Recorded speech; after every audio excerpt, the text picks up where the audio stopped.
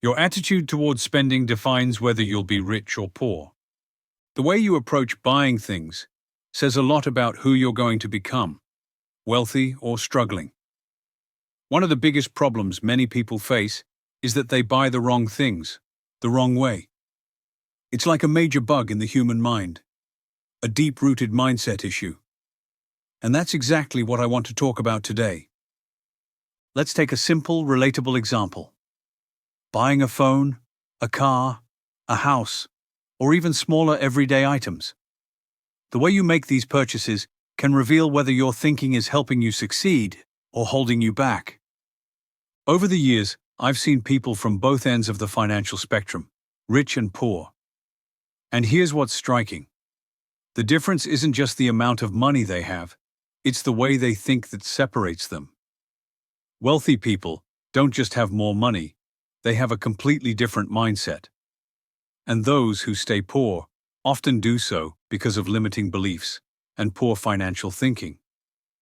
Now I speak from personal experience. I come from a small village in the middle of the country. I worked as a shepherd for a year and a half, joined the army, then got into university, and eventually started my own business. So, I know what it's like not to have much. I know what it means to save, to make hard choices about money. I've seen this not just in my own life, but in my family as well. Back then, I didn't fully understand what was going on. But now, looking back, I can clearly see the pattern. Poor people make poor purchasing decisions because of ineffective thinking. Their purchases are just the result of their mindset. And by the way, when I talk about rich and poor, it's not just about net worth. I've met wealthy people with a poor mindset and poor people with a wealthy mindset. And here's the truth. If someone has a rich mindset, even if they're broke today, it's only a matter of time before they succeed. Likewise, someone who's wealthy today but thinks like they're poor, it's only a matter of time before they lose it all. Plenty of rich people inherited their wealth, or got it through corruption or connections. But those who don't know how to think effectively about money can't hold on to it.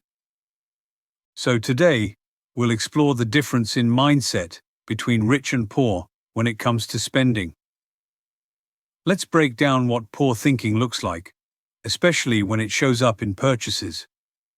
At the very lowest level, extremely poor individuals often have no choice but to buy cheap things. They save on everything. They can't even consider expensive purchases, not because they don't want to, but because it's not even an option. But here's the thing. Everyone has resources. Most people think resources means only money, but that's not true. A poor person might not have money, but they usually have time, energy, and if they're young, youth. And that should be invested, not into buying cheap things, but into acquiring knowledge, building skills, and developing themselves. You don't need to invest money at first. Start with your time and energy.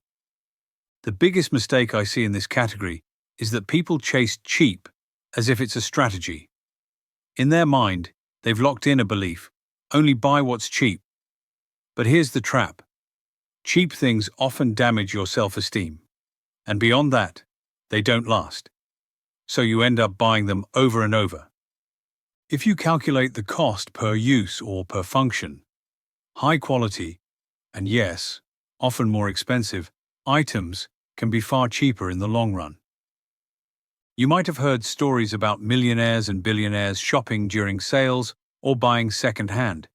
It's a popular narrative in financial circles, especially in the West. So how do we reconcile that idea? Why wealthy people sometimes buy cheap, and why that's different from what poor people do. You might have heard stories about American billionaires buying second-hand clothes or shopping with coupons. But here's the catch. In many developed countries like the US, government regulations are strict, and cheap doesn't necessarily mean low quality. It's a very different context. In many parts of the world, especially in developing economies, cheap often means poor quality. And that's where the problem lies. If something is both affordable and high quality, sure, go for it. That's a great deal. But in most cases, poor people are not just buying inexpensive things, they're buying bad things because the low price clouds their judgment on quality. That's a core issue. Poor people often focus on the price tag, not on the function or quality of the item. What I always recommend is simple. Buy a product only if it performs its function well. For example, instead of buying a cheap raincoat that barely works, invest in a higher quality one. Why? Because you're not just buying a raincoat, you're buying years of protection from the rain. That's the value. That's the function. Cheap items often fail to deliver that, and in the long run, they cost you more, financially and mentally. This brings us to another big mistake I see in poor financial thinking. Buying things to impress others. People often buy stuff not for themselves, but to show off, to prove something. They compare themselves with others. But let's be honest, there will always be someone richer, someone cooler, someone with more. Trying to impress people is a losing game. Instead, base your purchases on your goals, not someone else's standards. Let me give you an example. A student or an employee living paycheck to paycheck buys the latest iPhone. Why? There are dozens of Android phones that cost far less and work just as well for basic tasks. Even further, if your only real need is to call or text, a simple button phone would be more efficient. Why? Because it limits distractions. You won't be scrolling social media for hours, and that saves time and mental energy. Or take cars. Personally, even when I was a billionaire, the most expensive car I ever bought was a Bentley, for $250,000. I never bought a Rolls-Royce, never bought a Bugatti, a Maserati, or anything like that. Why? Because I always look at the function behind every purchase. What's the purpose? What value does it deliver? It's painful to watch people buy things they can't actually afford just to maintain an image. This leads to the third flaw in poor financial thinking: ignoring the cost of ownership. Most people think only about the purchase price, but the real cost lies in ownership. Taxes, maintenance, insurance, depreciation. These are hidden expenses that add up fast. Whenever I buy anything, I ask myself 5 key questions. Do I really need this? How long will I use it? How often will I use it? Can I rent it instead? What's the total cost of owning it? And a sixth. 6. What can I sell it for after I'm done? Let's say you buy a car. Beyond the price, you'll be paying annual taxes, new tires, oil changes, repairs. It all adds up. Now, I want to clarify something. I'm not saying expensive things are always better, and I'm not saying cheap things are always bad. The key is this: every item should be evaluated based on the function it performs. Sometimes an expensive item might be very high quality, but the ownership cost is just too high to justify it. For instance, a luxury car might be great, but the long-term costs of maintaining it might not make sense. The real cost of things. Purchase price versus ownership cost. Let's talk about luxury cars for a second. Say, a Mercedes or a Rolls-Royce. The price tag is just step 1. The real cost comes after the purchase. Higher taxes, more expensive filters, tires, maintenance, insurance.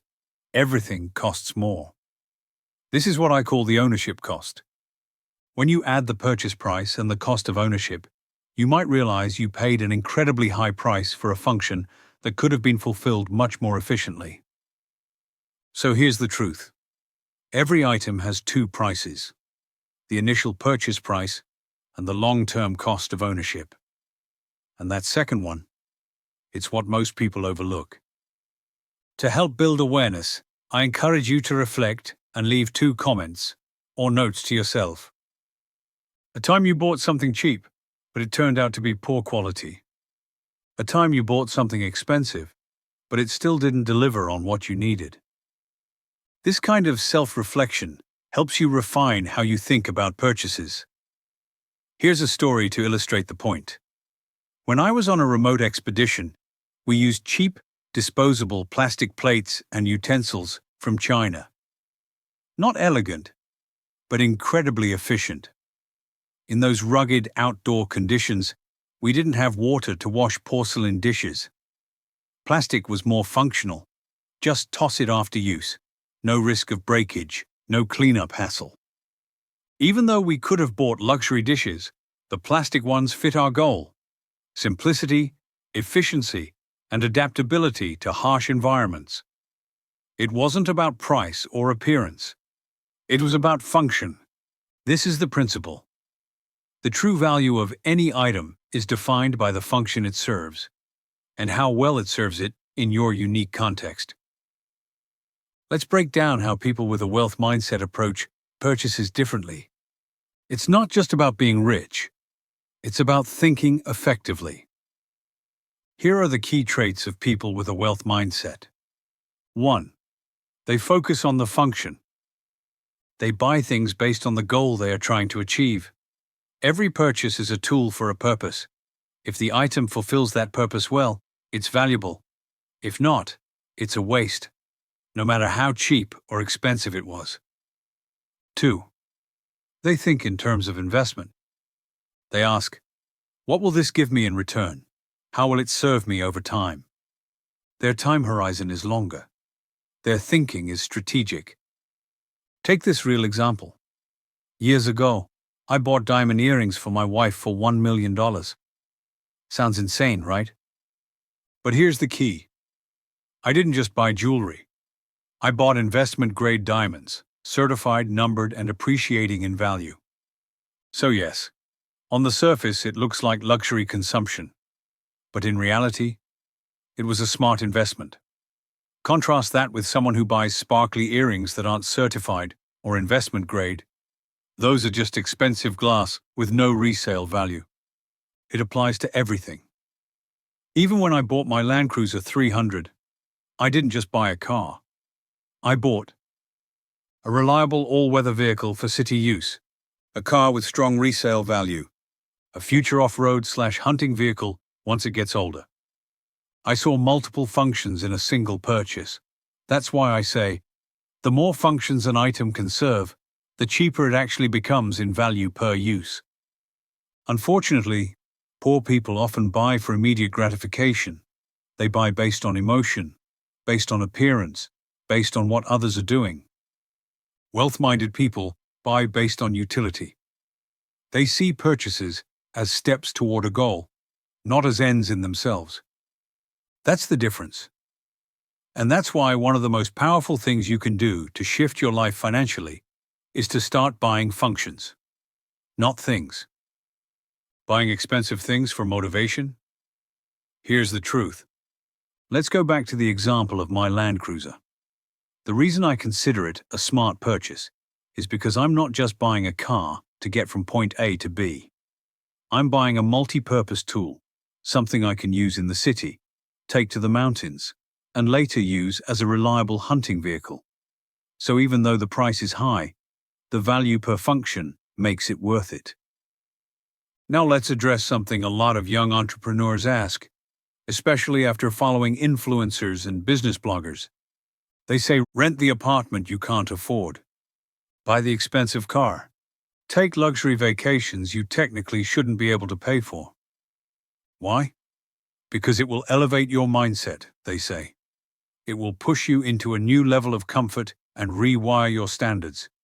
And they claim that mental shift will unlock your entrepreneurial success. Sounds sexy. But here's what you really need to know. 1. It's marketing. When influencers flaunt luxury cars, Rolls-Royces, penthouses, and exotic getaways, understand this. They're using it as a marketing strategy.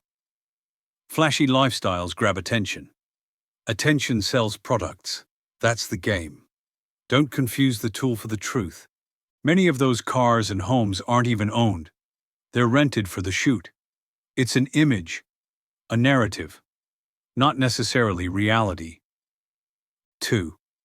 Motivation doesn't come from outside. Let's get psychological for a second. Inside your brain, you have two forces at work.